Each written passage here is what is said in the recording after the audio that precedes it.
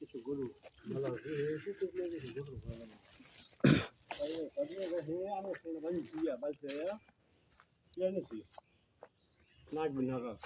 এটা হয়েছে আপনার পিঠের মাঝখানে হালকা মুট দেন, পিঠের মাছ বরাবর হালকা মুট করেন। হ্যাঁ, বিসমিল্লাহির রহমানির রহিম।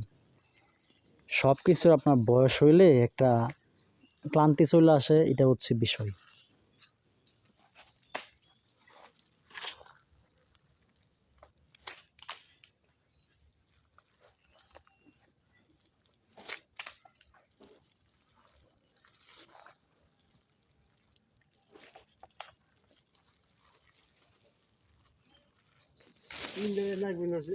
একদিন হইলে পরে করতে পারে